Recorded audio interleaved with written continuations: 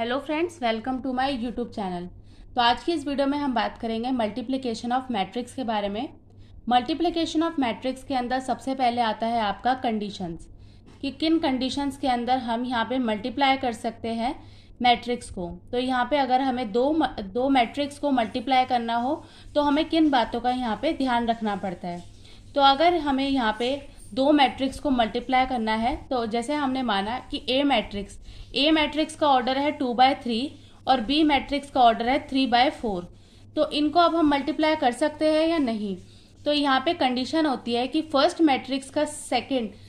Matrix का column और second matrix का रो, अगर ये दोनों सेम है तो उस कंडीशन के अंदर यहाँ पे हम मल्टीप्लाई कर सकते हैं। तो यहाँ पे हम ये लिखते हैं कि फर्स्ट मैट्रिक्स का यहाँ पे नंबर ऑफ कॉलम जो है वो इक्वल होना चाहिए सेकेंड मैट्रिक्स के नंबर ऑफ रो के साथ में। तो यहाँ पे हम ये लाइन लिखते हैं, number of columns of first matrix should be equal to number of rows of second matrix। अब यहाँ पे जो हमारी न्यू मैट्रिक्स फॉर्म होगी जिसे हम बोलेंगे A इंटू बी, तो इस मैट्रिक्स के अंदर जो इसका यहाँ पे ऑर्डर बनेगा वो बनेगा 2/4। तो यहाँ पे इसका ऑर्डर होने वाला है 2/4, क्योंकि ये दोनों एक दूसरे से हो जाएंगे कैंसिल और यहाँ पे आपका ऑर्डर बनेगा 2/4। ए बी मैट्रिक्स आ जाएगी आपकी 2/4 की।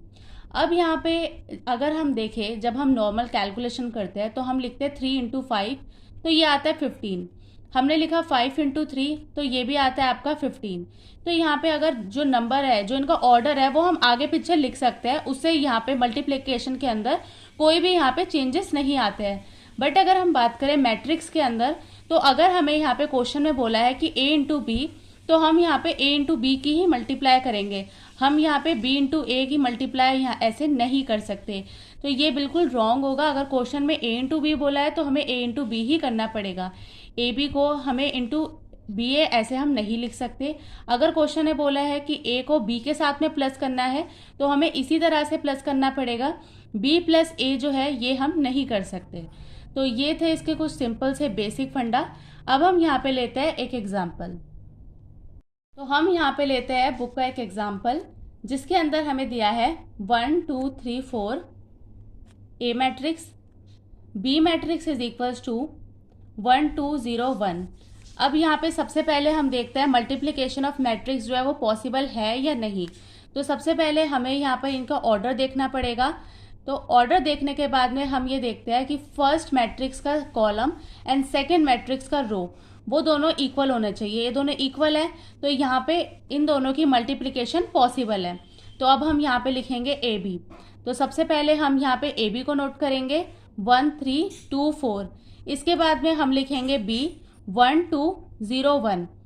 अब यहाँ पे इसको मल्टीप्लाई करने के लिए यहाँ पे सबसे पहले जो हमारा कॉलम होता है, कॉलम की मल्टीप्लाई करेंगे रो के साथ में।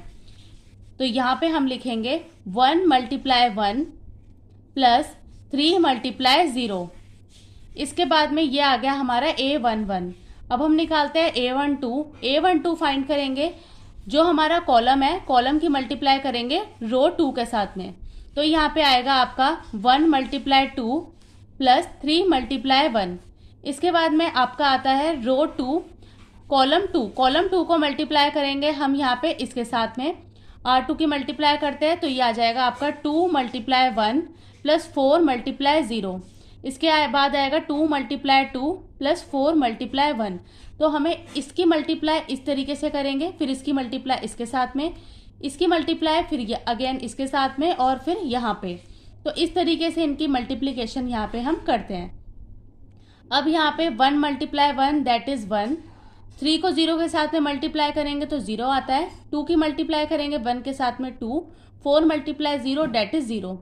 1 × 2 दैट इज 2 प्लस 3। 2 × 2 4 प्लस 4। तो ये आपकी आई है A B matrix. A B matrix आपकी निकल के आ गई। अब इसको हम यहाँ पे ऐड करके लिख देंगे। 1 + 0 1, 3 + 2 5, 2 8। तो यहाँ पे आपकी जो मैट्रिक्स है A इंटू बी ये फाइंड हो गई। अब इसके बाद में हम यहाँ पे लेते हैं एक और एग्जाम्पल। तो यहाँ पे क्वेश्चन के अंदर आपको दिया है बी मैट्रिक्स 1 0 2 1 और यहाँ पे आपको मिला है ए मैट्रिक्स। ए मैट्रिक्स है 1 2 3 4। अब क्वेश्चन में यहाँ पे बोल रहा है कि आपको बी ए को फाइंड करना है।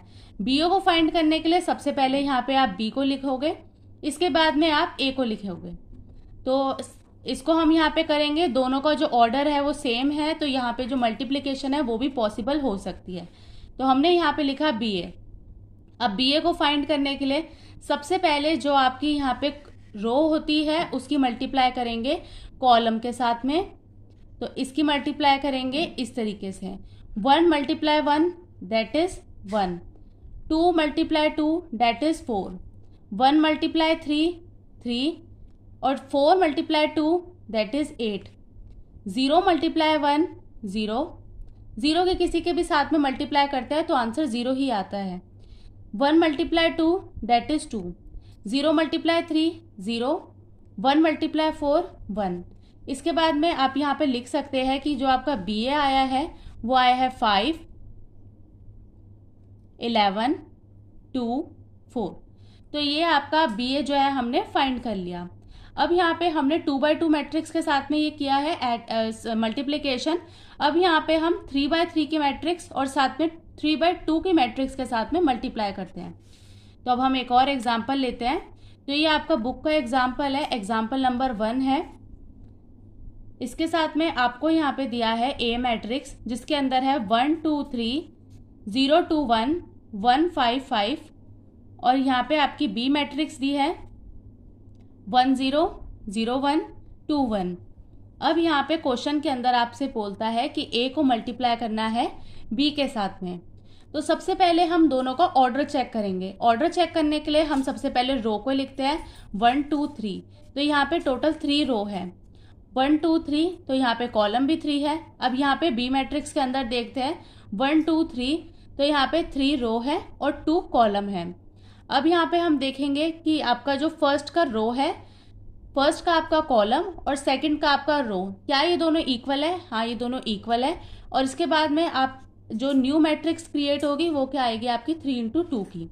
तो ये मैट्रिक्स आपकी ए बी बनने वाली है। तो अब हम यहाँ पे लिखते हैं ए बी मैट्रिक्स 1 0 1 2 2 5 3 1 5 मल्टीप्लाई 1 0 2 0 1 1।